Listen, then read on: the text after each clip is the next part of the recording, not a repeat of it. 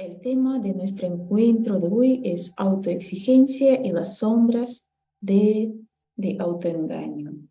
Y todos nosotros escuchamos una vez esa frase o somos nosotros que solimos decir esas palabras: yo soy muy exigente, o de repente alguien en nuestro entorno se considera exigente, muy exigente consigo mismo o con los demás. Y quien se expresa de esa manera suele hacerlo en un tono de orgullo, en un tono de satisfacción, como estuviera diciendo que esa exigencia es un camino y una garantía de la excelencia. Entonces, la creencia que apoya en ese tipo de afirmaciones, ese tipo de conducta, de expectativas, es que realmente quien quiere lograr algo, destacar en algo, lograr la excelencia, entonces debe ser exigente. Y también, si tú eres exigente, entonces ya puedes obtener buenos resultados y puedes obtener esa excelencia. La exigencia te lleva lejos. Pero siempre es así. Realmente la exigencia es la madre de la excelencia, de buen resultado. Y no hay nada, absolutamente de malo. Al revés, es muy bueno saber proponerse algo, aspirar a algo, tener los planes, saber fijar las metas adecuadas y alcanzarlo. Pero por otro lado, esa exigencia también puede ser núcleo de neurosis. Aparece en patrones de conducta dañinos para la salud, para las emociones, para las relaciones con el entorno. Y entonces muchas veces se convierte en una actitud inadecuada que tortura a quien la padece y no produce la excelencia. Al revés, entonces ahí puede convertirse en procrastinación puede convertirse en somatizaciones, en conflictos con el entorno, una soledad, una insatisfacción crónica como mínimo. Entonces, vamos a dedicar nuestra hora, un poquito más de una hora tal vez, vamos a examinar cuál es esa actitud inadecuada, esa exigencia neurótica. Y cuando hablamos de una exigencia inadecuada, obviamente ese fenómeno pasa fuera de la conciencia. Con la conciencia limitada, cuando no hay toma de cuenta, cuando una persona no se da cuenta realmente de sus patrones, de sus expectativas, no es capaz de ajustar sus propias metas con sus necesidades, con la realidad. Y si en un momento tú sientes que estás pisando el mismo rastrillo en cualquier área de tu vida, ¿no te parece? Realmente sí puedes pisarlo y realmente sí no es de parecer. Eso entonces puede ser cierto que tienes ciertos patrones con la exigencia, con las expectativas, con las formas de proponerte un cambio, colocar las metas inadecuadas, o de repente la forma de alcanzar tus metas que llevan al mismo resultado, el fracaso, la enfermedad, conflicto, la ruptura, o de repente ahí tienen los precios también altos para ti, para el entorno. ¿Y cuáles son nuestros rastrillos favoritos en tema de autoexigencias. Es cuando nos propongamos cambiar algo, nos proponemos cambiar algo en nuestra vida, nos fijamos las metas que no logramos alcanzar o que intentamos alcanzar vez tras vez y terminamos, digamos, en el mismo punto donde estábamos. Por ejemplo, proponerse dietas para bajar unos cuantos kilitos, cambiar ciertos hábitos o adquirir ciertos hábitos, y nosotros encontramos que nuestras estrategias no funcionan. Entonces, ¿qué sucede? Que tiene que ver con ese asunto de la conciencia limitada y que tiene que ver la exigencia, las metas que nos propongamos, los cambios que aspiramos a hacer con autoengaño. Así que en esa conferencia no vamos a tocar, porque el tema de exigencias realmente es un tema muy amplio, no vamos a tocar las exigencias sanas. Cuando tú colocas una meta, tú trazas los objetivos y alcanzas tus objetivos y definitivamente estás en nuevos horizontes, y eso tiene que ver con el disfrute, con el crecimiento, con el alcance o satisfacción de tus necesidades. Hoy día vamos a ver, no vamos a tocar tampoco las exigencias interpersonales con el entorno. Más que todo nos vamos a dedicar a esas autoexigencias, las metas, los cambios y las formas disfuncionales que causan dolor, tortura o dejan pocos o ningún resultado.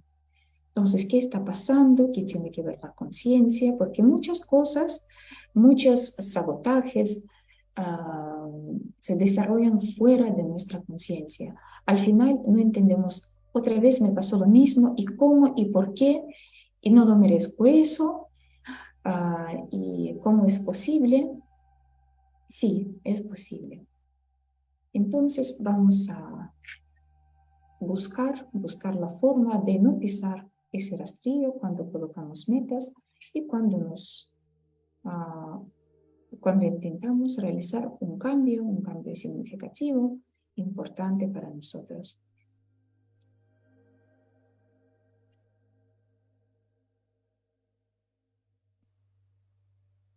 Okay. Entonces, el foro de la exigencia inadecuada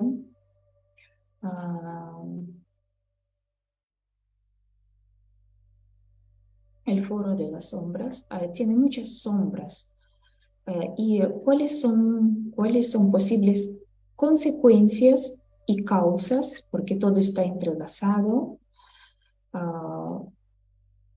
Y las causas se convierten en consecuencias, y las consecuencias otra vez causan el dolor y el sufrimiento. ¿Y cuáles son esas sombras de exigencias inadecuadas, infructíferas y relacionadas con patrones de autoengaño, con juegos neuróticos? Entonces, autosabotaje. Cuando una persona está poniendo mucho esfuerzo en un proyecto, si tiene un verdadero deseo de alcanzar algo, por ejemplo, unos nuevos niveles de su profesión o de carrera, o por ejemplo está intentando realizar su vida personal, y ya cuando falta así poquísimo tal vez y parece que la meta ya está, muy pronto sucede algo, y no por una vez, y no dos veces tal vez.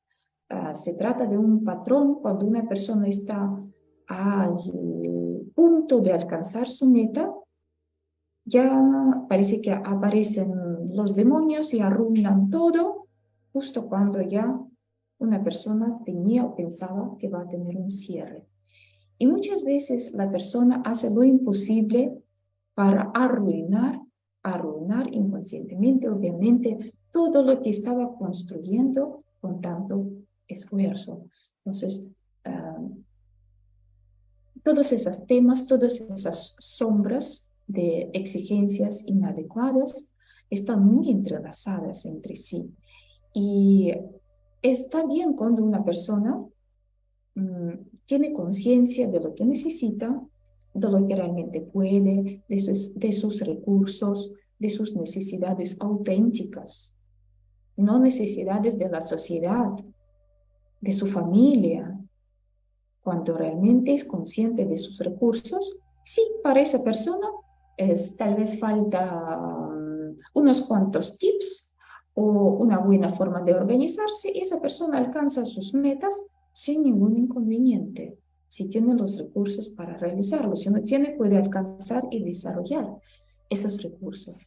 Pero cuando se trata de una persona que juega esos juegos patológicos, esos juegos neuróticos, los roles neuróticos, cuando la persona está fragmentada, cuando la persona está, por ejemplo, introyectada, no discierne sus propias necesidades y las metas que lo coloca, por ejemplo, la sociedad, sí puede poner mucho esfuerzo, porque debería poner ese esfuerzo, porque quiere, y al final impedir a sí mismo alcanzar sus propias metas. Y eso puede tener mucho que ver también con el temor al fracaso, sí, mejor no intentar nada y así evitar el fracaso. O de repente el temor del éxito es lo más temible, lo más horrible que nos puede pasar, porque con fracaso más o menos todos sabemos qué hacer, pero qué hacer con ese éxito y cómo vivir después de alcanzar cierta altura. Esos cambios en la vida que te va a traer el éxito, cambios en tu entorno, da miedo imaginarlo. Porque mientras que tú intentas y fracasas, pobrecito, pero mira cómo se esfuerza.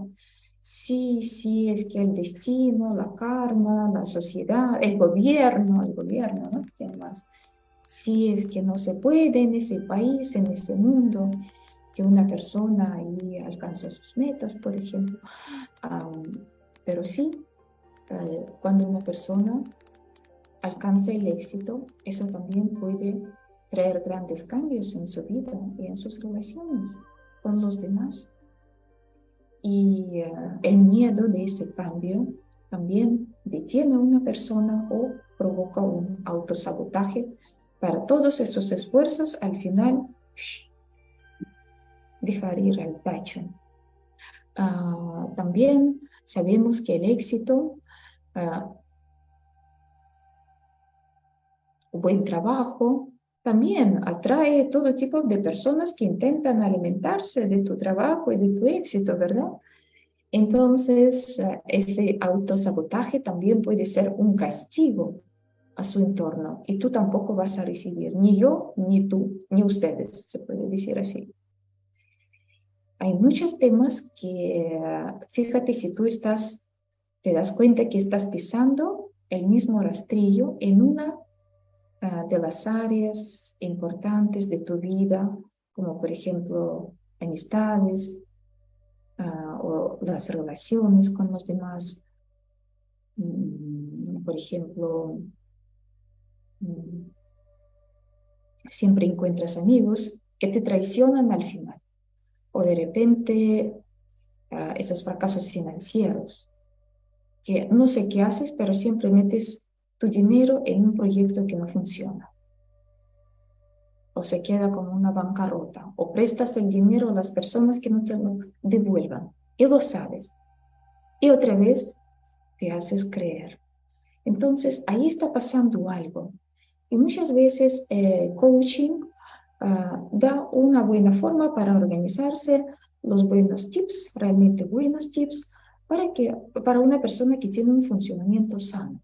Pero cuando se trata de autoengaño, de los ojos vendados, de la conciencia limitada, y en Gestalt nosotros ahí apoyamos muchísimo a esa ampliación de conciencia, toma de conciencia es nuestra herramienta principal y uno de nuestros objetivos principales, tomar conciencia, darse cuenta. Cuando una persona no se da cuenta de lo que le está pasando, entonces sí, va a recibir el mismo resultado, va a estar en el mismo rol, va a jugar el mismo juego neurótico. Y sí, esos roles y juegos neuróticos todos tenemos hasta cierto grado, de verdad, nos damos cuenta de algunos, otros no percibimos. Y esos roles y juegos neuróticos también están en primeras dos capas de neurosis. A los gestaltistas saben muy bien de qué estamos hablando y cuando comenzamos a tratar un paciente viene a la consulta muy fragmentado, con una conciencia limitada y con los roles o juegos neuróticos, y en esos juegos también intenta involucrar hasta el psicoterapeuta, y si el psicoterapeuta no se da cuenta también, ¿no? Que es realmente inaudito, sí también puede completar esos juegos neuróticos o recibir el rol que el paciente te otorga, por ejemplo, ese rol de rescatador, de salvador, y entra en el triángulo de Karpman, donde hay víctima, donde hay agresor, donde hay un rescatador, y comenzaron entonces el juego. Y si tú estás en ese triángulo, estás rescatando a alguien, por ejemplo, un adicto, un alcohólico, si estás y exiges que tú tienes que salvar, tú tienes que ayudar un poquito más y falta, y si de repente tengo que esforzarme un poquito más y tengo que comprenderlo mejor, o no, ahora sí, vamos a cambiar estrategia, entonces él tiene que darse cuenta, lo voy a castigar, le voy a poner limitaciones, pero no importa en qué juegas, estás jugando un papel de rescatador, y en ese triángulo de Karpman, donde esos roles y papeles se cambian, la víctima se convierte en agresor, el rescatador se convierte en la víctima, o al revés, en agresor, y así cambian, pasando de un rol a otro, pero sí están jugando, por ejemplo, en su juego favorito. Y definitivamente el rescatador exige, el rescatador, por ejemplo, pone de su parte, pero siempre encuentra a quien rescatar, a alguien que definitivamente no quiere ser rescatado, no quiere ser salvado al final, pero sí quiere que la gente baila alrededor de él. Y el rescatador ahí se mata, se agota y no tiene resultados, se enoja, se convierte en agresor, es otra danza, pero sí, es el mismo juego neurótico. Entonces, esas exigencias de ser bueno, por ejemplo, de pensar que de ti depende todo porque eres una mujer maravilla, eres omnipotente, sin ti no se puede, sin ti nada va a funcionar, también es un rol neurótico. O entonces ese fracasado eterno que entra en colegio como fracasado, ahí perfecciona su fracaso y entonces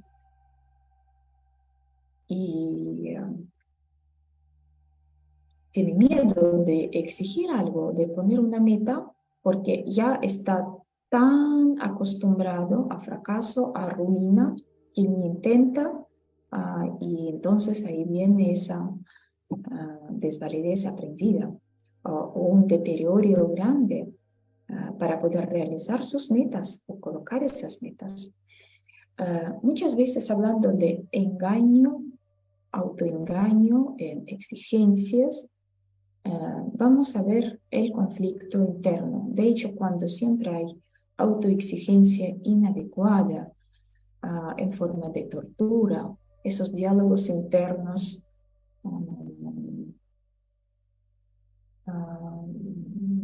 por ejemplo, negativos, donde hay maltrato, siempre hay conflicto interno.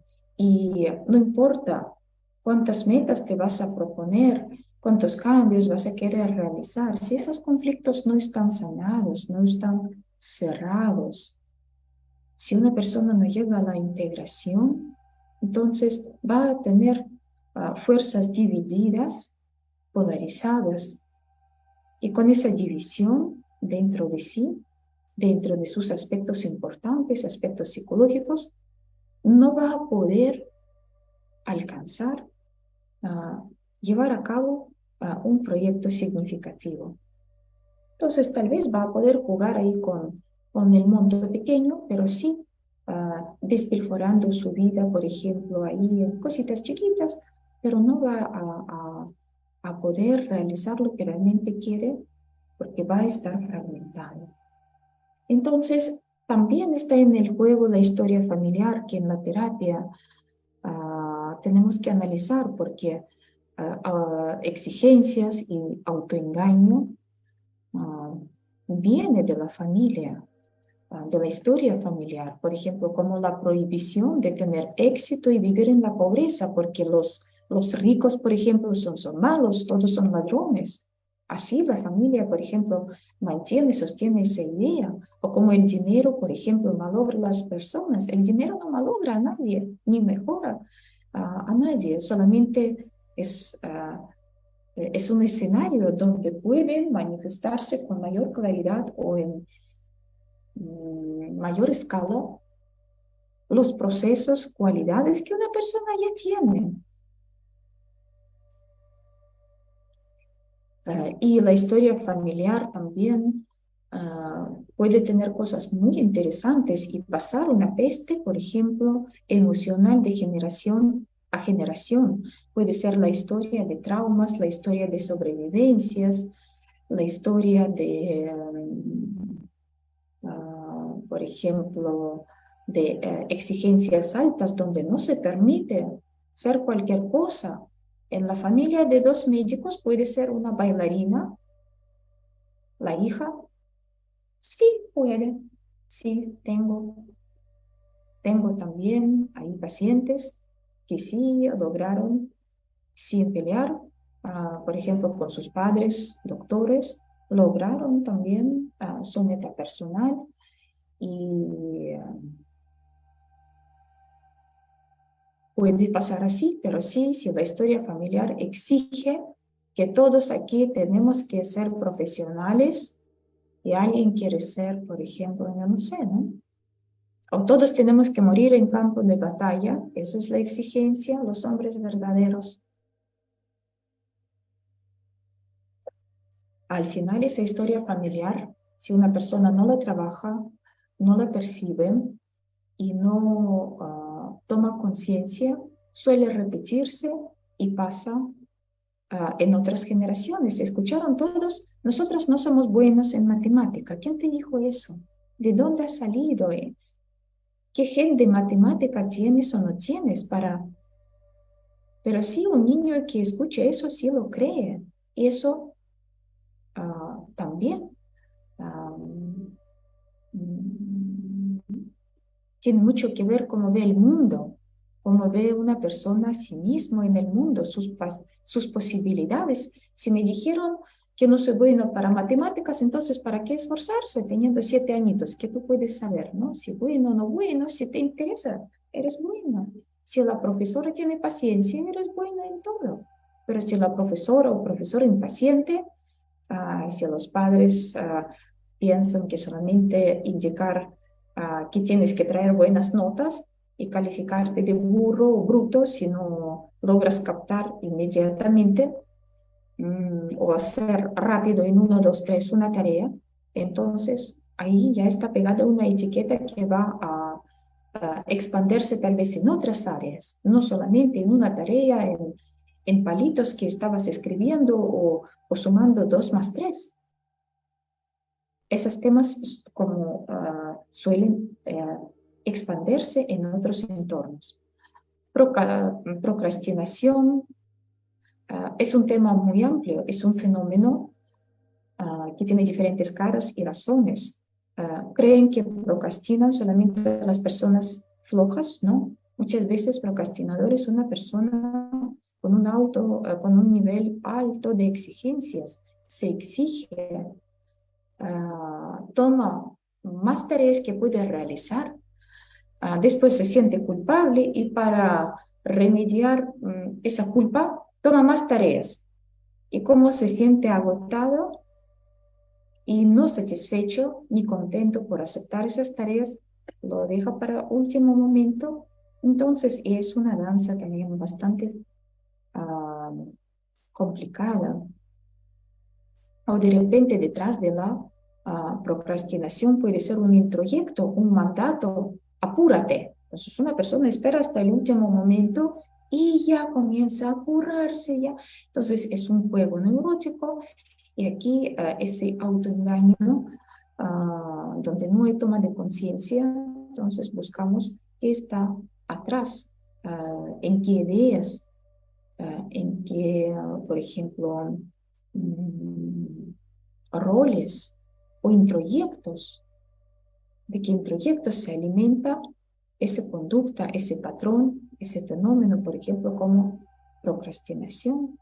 Perfeccionismo, wow, es un tema, puede ser de ligeras, por ejemplo, exigencias de tener todo bueno hasta el trastorno obsesivo compulsivo de la personalidad, donde el perfeccionismo, la cólera y altas exigencias conmigo y con el entorno definitivamente se convierten en núcleo de neurosis, en núcleo de problemas y causa mucho daño a la persona y a su entorno.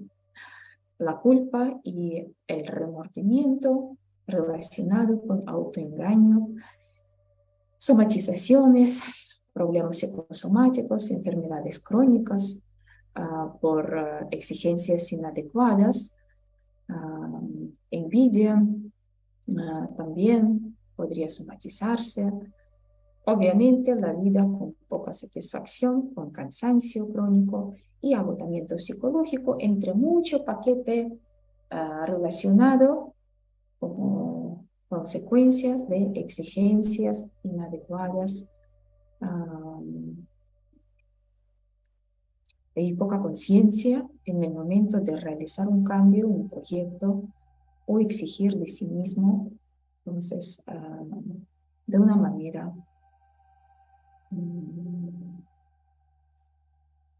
digamos, contraproducente. Bueno, agotamiento psicológico es un fenómeno muy expandido en el mundo. El síndrome de burnout proviene de la palabra de alguien que se quemó, trabajador quemado, y no solamente se refiere a los trabajadores, se refiere a las personas enamoradas al principio de una meta, enamorados en un proyecto, personas muy concienzudas, personas con expectativas de dar lo mejor de sí. Por ejemplo, muchos voluntarios que ayudan a las personas damnificadas, por ejemplo, en Turquía, en Ucrania, en otros países afectados. Psicólogos también, los que trabajamos con, atendemos las personas también, si no nos cuidamos, si nos convertimos en rescatadores del mundo, sí somos candidatos para tener el síndrome de burnout y después no poder realizar trabajo, ni siquiera ver las personas, si el deterioro es muy grave. También las buenas mamás llegan a ese agotamiento psicológico cuando ya no pueden responder, cuando ya al principio todavía puedo, después ya no puedo más, todo irrita, todo molesta, el cansancio crónico, fin de semana no es suficiente para descansar, pero una persona no baja velocidad, no revisa su forma de ser en el mundo, sigue con las mismas expectativas y exigencias, y al final se siente mucha culpa por no ser buena madre, porque allí está molesta, está cansada, está desganada, está deprimida, y no quiere ver ni a los hijos, ni a la familia, ni acercarse entonces a ninguna tarea, cuando el deterioro es muy severo.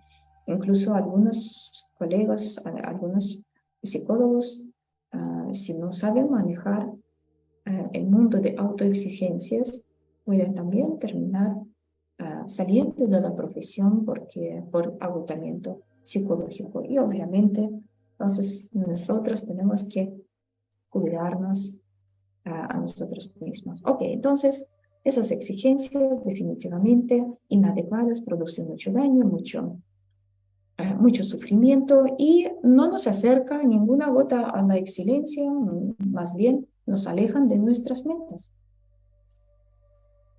Bien, entonces ahora cómo comenzar una vida nueva, pues 100 maneras de engañarse a sí mismo. Entonces ahí cuando comenzamos una cruzada para bajar de peso para el verano, para dejar de un hábito, para buscar nuevo trabajo, para alcanzar una lista de 18 puntos donde tengo que ir a la lavandería, ir a una fiesta de clausura del colegio, llevar niños a un taller donde tengo que ir a la dentista, trabajar unas horas, hacer compras, preparar pie, limpiar la casa y al final ir a una fiesta de aniversario de mis amigos y todo en un día. Y entonces aquí estoy en un caballo blanco adelante y ustedes saben cómo terminan esas listas cuando proponemos un montón de asuntos, nos fijamos un montón de objetivos porque nos enseñaron que más es mejor y eso nunca funciona, ¿verdad? Todos los que me escuchan comprobaron. Esas listas de quehaceres nunca funcionan. Más que todo termina en una molestia y en una sensación que yo no alcanzo nada, porque de esos 18 puntos yo he logrado hacer 16, 15 y por eso como no he terminado mi lista, entonces no logré nada. Entonces ahí viene también esa perspectiva de más es mejor. Bien, entonces, ¿por qué no funcionan esas cruzadas? ¿Por qué estoy dejando mi tesis 1 año, 2 años, en vez de terminarlo y ya graduarse cuando no se trata de asuntos de dinero, por ejemplo, cuando es un problema de varios estudiantes que comienzan a postergar, procrastinar, y esa tesis a veces también tengo pacientes que son muy buenos profesionales que todavía no hicieron su tesis. Mis intentos de ahorrar, claro, sí. ¿Y qué pasa? Oh, hay ofertas en fin de temporada, o hay antojos, o sí, tengo que hacer una fiesta. Intentos encontrar a alguien. Ah, si no tengo conciencia, de repente coloco una lista de criterios muy altos. 50, 500 criterios, cómo tiene que ser la persona adecuada, tiene que hablar inglés, tiene tiene que ser caballero, obviamente, sí, casa propia, no más de tal edad, ni menos de tal edad, y sin hijos, sin hábitos nocivos, no sé qué más, ¿no? Y esos 500 puntos, ¿para qué lo coloco? Para encontrar a alguien o para hacer lo imposible. Y si no me doy cuenta que detrás de todo eso, por ejemplo, hay un miedo de éxito, un miedo de hombres, miedo de relaciones. Entonces voy a hacer esa lista más imposible, pero no me doy cuenta, porque así, sola, de repente me encuentro mejor, más tranquila y más segura. Y esos temas sí se trabajan en la consulta con psicoterapeuta. Obviamente ahí esas personas pueden ir a un curso, escuchar un tutorial, cómo encontrar qué hacer para que los hombres, qué hacer para que las mujeres, hay qué cosa, ¿no? Pero al final eso no va a funcionar si una persona no soluciona sus conflictos internos y todas esas exigencias van a terminar que una persona se lleva a un rinconcito. ¿Cómo terminan esas cruzadas? ¿Cómo termina esa dieta? ¿Qué pasa con ahorros? Cuando estamos jugando esos juegos neuróticos con finanzas. Hay varios juegos, hay varios roles con finanzas. ¿Qué pasa después?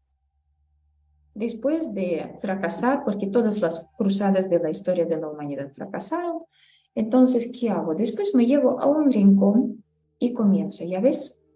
Otra vez, porque eres así, ¿cómo es posible? Mira, qué tonto, qué inútil, qué gordo, qué no sé qué cosa eres, cuando vas a comenzar. ¿Y qué pasa?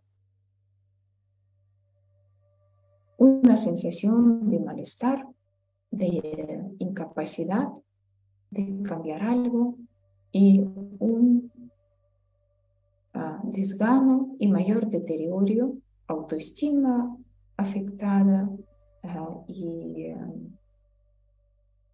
un sufrimiento. Así terminan nuestras cruzadas cuando no tenemos la conciencia de qué está pasando. Y ahora hablando de las exigencias, en realidad, ¿qué es la exigencia? Vamos a ver la estructura de la exigencia. Cómo es la estructura de exigencia. Y en realidad la exigencia es una calidad de relación. Esa relación la que existe entre dos lados. El exigidor, vamos a hablar de un aspecto exigidor y otro lado exigido. Entonces, el término exigidor describe la calidad de agente activo de ese vínculo, el que propone el cambio, es que intenta realizar, programar una mejoría, un cambio. Entonces, y esa palabra que habitualmente usamos puede ser exigente. Así que uno de los protagonistas de esa relación, de ese vínculo, es exigente.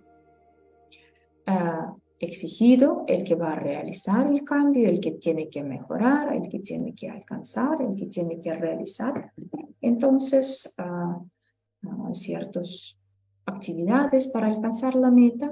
Y el tercer componente está implícito en ese vínculo, pero vale la pena también mencionarlo porque tiene mucho que ver con la dinámica de esa relación, es la meta. Es la meta que exigente le demanda alcanzar. Entonces, todos esos movimientos, toda esa relación es por la meta. Hacer un cambio, hacer una mejoría, alcanzar una excelencia, entonces salir a otro nivel, etcétera, bajar de peso. Y eso es la estructura de cualquier exigencia. No importa, estamos hablando de una exigencia interna o una relación interpersonal, por ejemplo, con un equipo, en la familia. De hecho, la familia es la relación amorosa, relaciones familiares, amistades. No es un terreno para la exigencia. La exigencia no es adecuada en esos terrenos. Y cuando la exigencia aparece en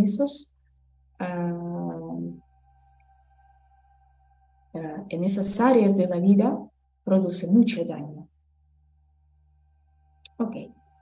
Entonces, no importa, hablamos de una relación interna, el conflicto interno con nosotros mismos, porque nosotros también exigimos, ¿verdad? Nosotros también programamos un cambio a nosotros mismos. O si se trata, por ejemplo, de una relación de dos personas o más, siempre habrá, cuando se trata de exigencia, esas protagonistas. Un arquitecto, un técnico, un, digamos, deportista, un, digamos, general, un soldado y la meta de alcanzar.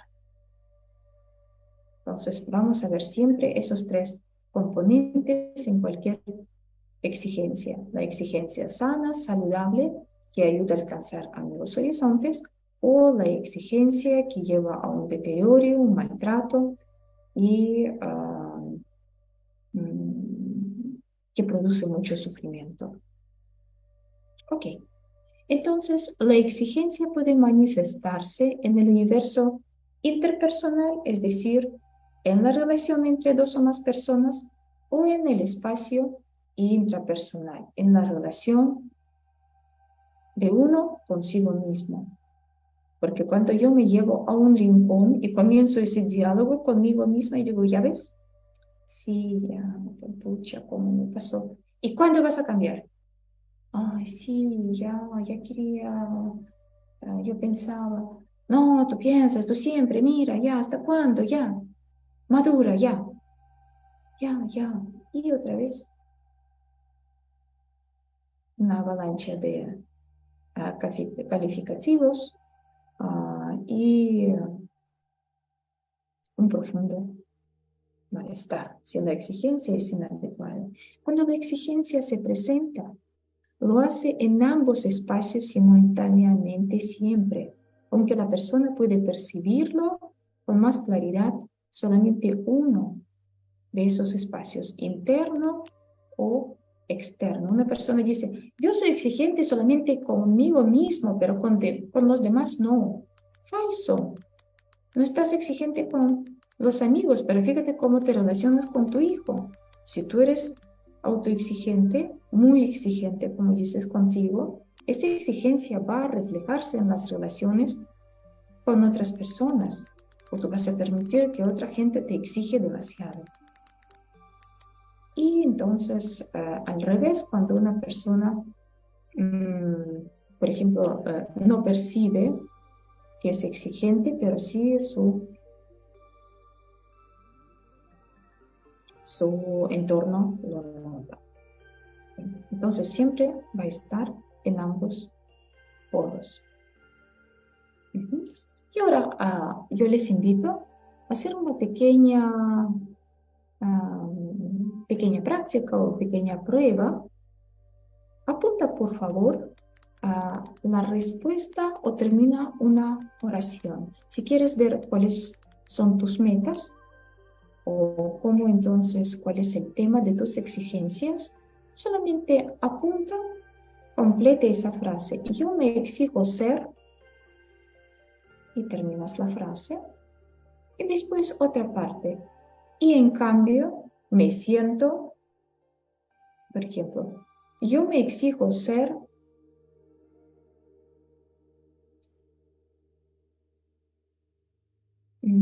por ejemplo, más ordenado. Y en cambio me siento, ¿y cómo te sientes en cambio? Un desastre, un desorden en finanzas, en la casa, de repente en las tareas. O yo me exijo ser más atractiva. Y en cambio me siento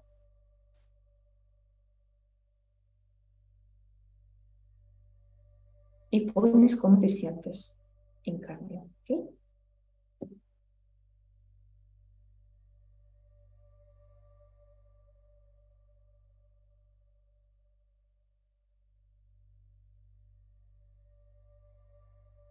¿Qué tal? ¿Qué tal?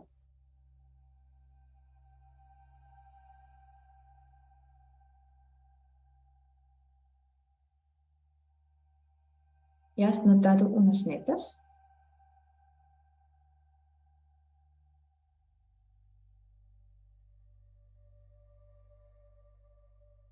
Es un componente muy importante que une el exigente y el exigido en esa danza de qué vamos a hacer para alcanzarlo. Pero ahí no hay consulta. No hay consulta. ¿Qué está pasando? ¿Qué está pasando realmente cuando, en caso de un intento infructífero de realizar el cambio deseado? Porque sí, yo quería mejorar en algo. Yo me propongo, por ejemplo, mejorar en algo. Me gustaría sentirme más libre, más delgada. Por ejemplo, me gustaría uh,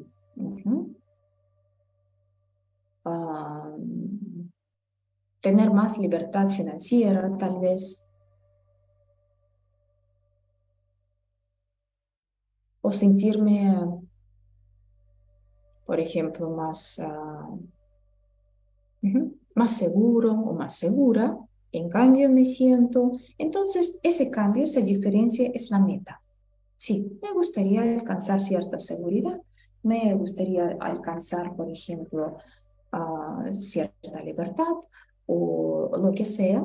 Entonces, en caso de intentos infructíferos de realizar el cambio deseado, las bases para intentar conocer un aspecto fundamental de esa estructura, de qué modo el exigidor trata al exigido para alcanzar las metas que demanda. Entonces, ese exijo ser y en cambio me siento tal, como el aspecto uh, dentro de nosotros, porque dentro de nosotros hay esos dos aspectos, alguien que programa y alguien que tiene que realizar esa programación. Cuando yo me hago una lista de 18 puntos, ¿quién lo va a realizar? También yo. Alguien dentro de mí tiene que realizar esa lista, ¿de verdad? Y cuando ese alguien dentro de mí no la realiza, ¿qué hace programador? Dice, oye, y eso, y que no has logrado ir a la lavandería y recoger los trajes. ¿Y cuándo vas a hacer? Mañana, mañana, siempre mañana. Y ya comienza. Entonces, aquí está fundamental en esa estructura, en esa relación, de qué modo el exigidor trata al exigido para alcanzar las metas que demanda. Y ese trato va a marcar la exigencia sana, que va a ayudar a una persona a crecer o poner las metas adecuadas, o la exigencia patológica, una exigencia neurótica que va a acabar en un sufrimiento y en un deterioro. Una de las características más notables de ese vínculo, cuando se trata de un vínculo malsano entre el aspecto exigente y el aspecto exigido, es que el exigidor no suele darse cuenta del modo en que trata al exigido. En especial, eso es tal vez más interesante, del efecto que produce en el aspecto exigido el trato que le brinda. Recuerda de repente cómo tu papá o mamá te ayudaba, entre comillas, a hacer la tarea, si eso es tu caso. O de repente conoces o tienes pacientes o de repente ahí tus conocidos tenían papá o mamá que le ayudaron a hacer tareas. ¿De qué manera? Exigiendo, gritando, enojándose, poniendo apodos ofensivos y expresándose de una manera negativa sobre capacidad de alcanzar algo. Entonces, eso ayudaba a realizar la meta, pero el que da ese trato, el que ayuda, entre comillas, hacia sus hijos realizar tareas, realmente cree, no percata el efecto, no percata, no se da cuenta qué efecto produce ese trato. Así mismo, ese capataz, ese exigidor interno, no se da cuenta. ¿Qué está haciendo? ¿Y qué efecto tiene el trato que da a ese asunto, a ese aspecto exigente? Y ahí definitivamente parece aún, por ejemplo, profesor de gimnasio que está ahí, ¿no? Sin consultar, sin solamente, ya, vamos a hacer 50 planchas y ya, todos tienen que hacer. En muchos casos, entonces, existe un papel de estratega, ese estratega interior también, que dice qué y cómo hacer determinada cosa, y otro entonces de realizador, el que va a realizar, que lleva a cabo la tarea encomendada, el exigente o realizador. Entonces, esa relación exigente, exigido, es una forma particular de la relación programador-realizador, el capitán, por ejemplo, el marinero, ¿no? Entonces ahí, ¿no? El amo, el esclavo, como quieren, y el aspecto exigente expresa un modo inmaduro y disfuncional del papel de programador. Eso lo que convierte esa exigencia en una tortura, y justo ese trato causa mucho daño y dolor, no la exigencia, no la meta. Si la meta es adecuada y alcanzable, no la meta, no la exigencia en sí, pero la forma como el aspecto exigente propone esa meta o cómo intenta alcanzar de una manera muy inmadura y ineficaz. Sí, sí, Jimmy. ¿Ya cuántos minutos tengo? Oh, ya, ya, ya, ya. Jimmy, era para una hora, ¿no? ¿No 1 hora y 15 minutos? Entonces, sin preguntas,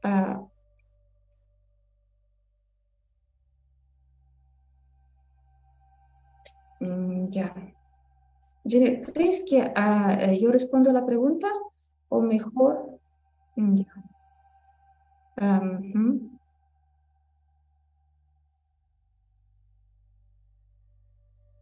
Ujú. No, la pregunta no tiene nada que ver con el tema. Es muy pregunta muy interesante, pero se trata de las relaciones interpersonales. Sí, es muy interesante.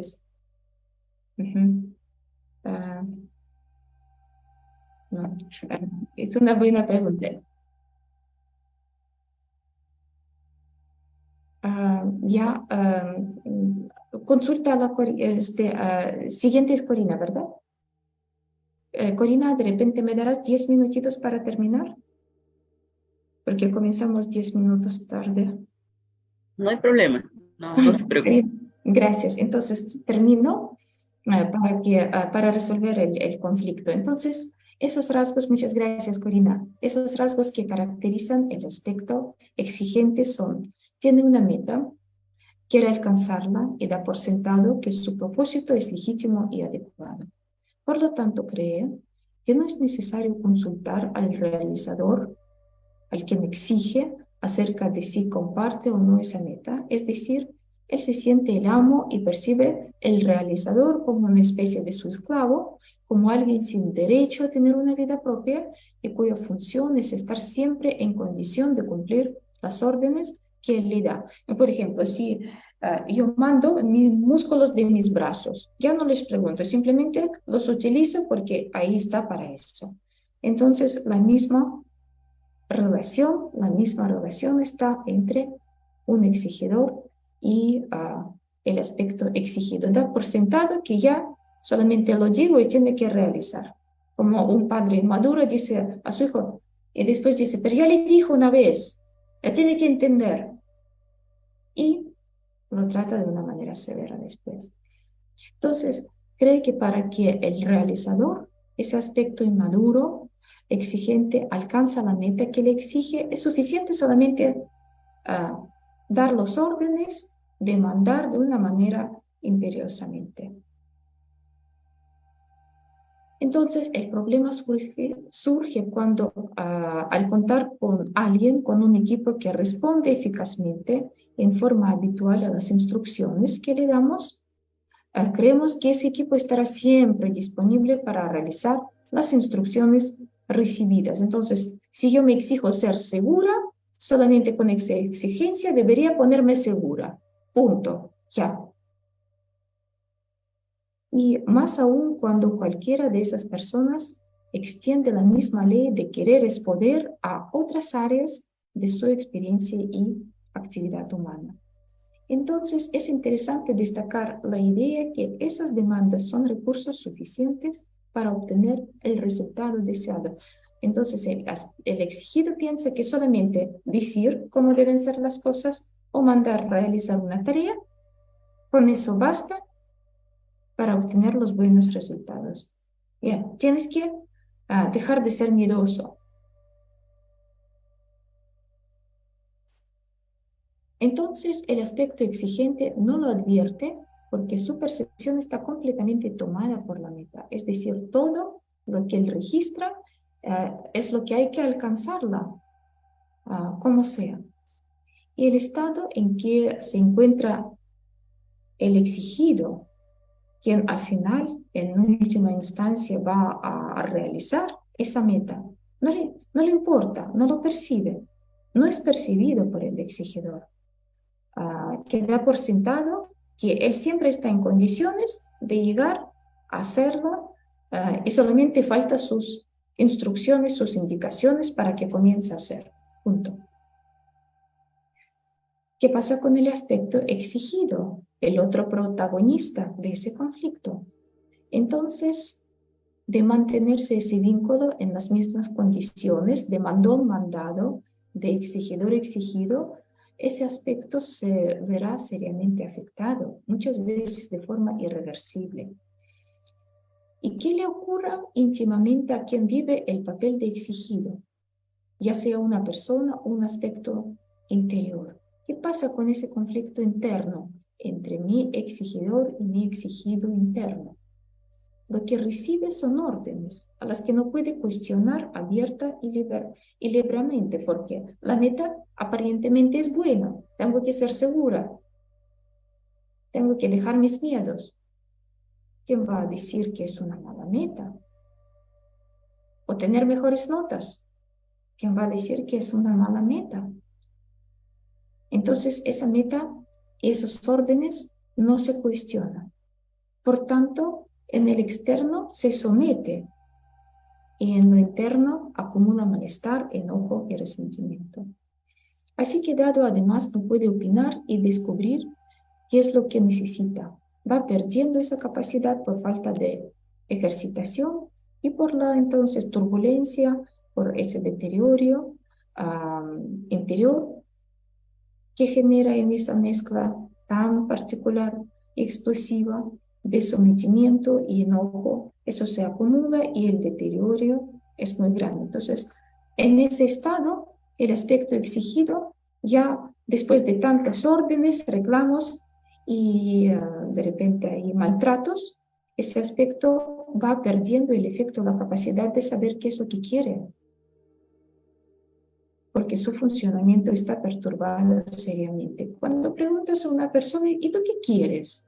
Ese que está ahí quemando pestañas para estudiar, después termina en un descanso académico porque ya está ahí en un agotamiento, en una depresión. Tú preguntas, ¿y qué es lo que tú quieres? No sabe qué quiere.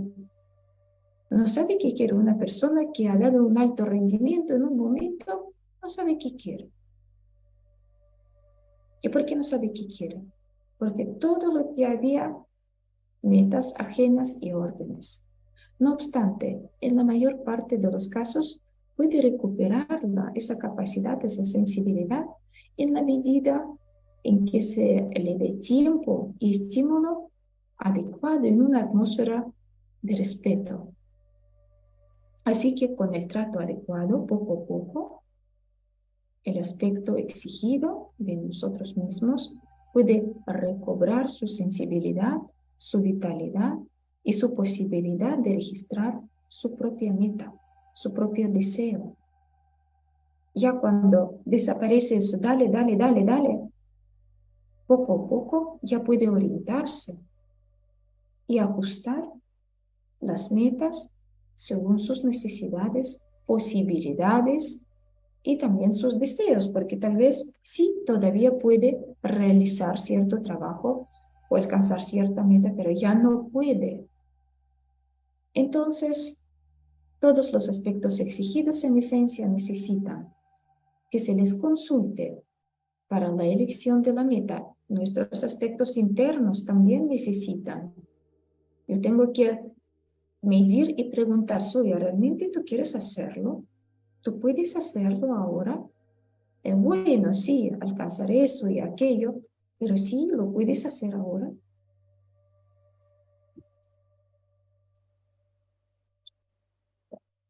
Entonces, todos los aspectos exigidos necesitan que se los tengan en cuenta en su estado y se les respete y comprenda en sus necesidades.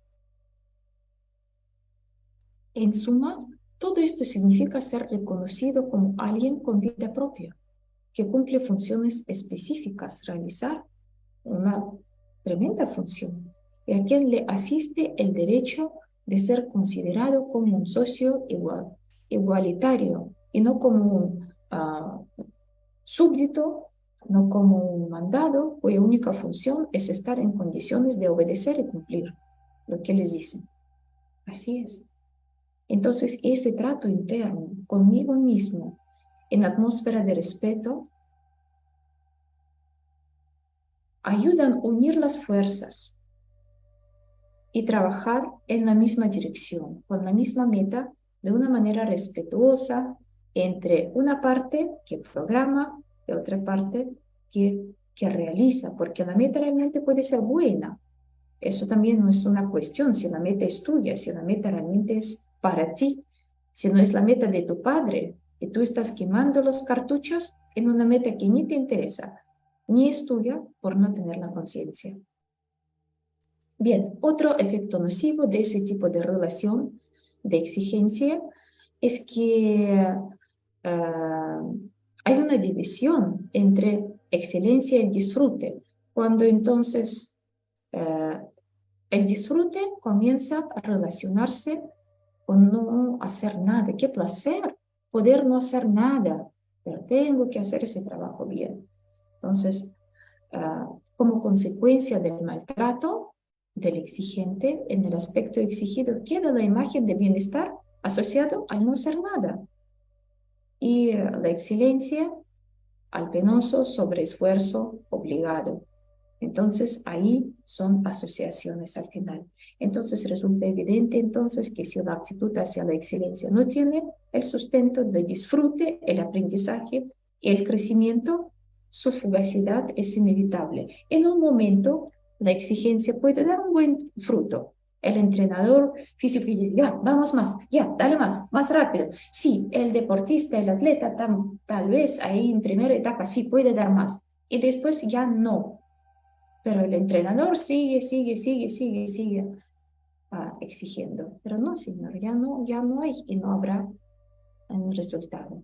Esa creencia falsa, querer es poder, voluntarismo está tan popular en nuestra sociedad que hasta algunas corrientes psicológicas todavía mantienen eso y dan a entender de una manera implícita o explícita a las personas, a los consultantes, que no alcanzó algo porque no quiso lo suficiente. Y eso escuchamos en charlas baratas de motivación, no sé qué cosa. Y querer, ¿qué significa querer? Orientar la energía, la fuerza, la intención en una dirección determinada. Eso es querer. Pero poder, en cambio, alude a la disponibilidad de los recursos adecuados para realizar esa intencionalidad. Son cosas totalmente diferentes. Así que querer no siempre es poder. Ya, Jimmy, entonces ahí paramos. Y bueno, muchas gracias. Muchas gracias. Es un tema muy amplio.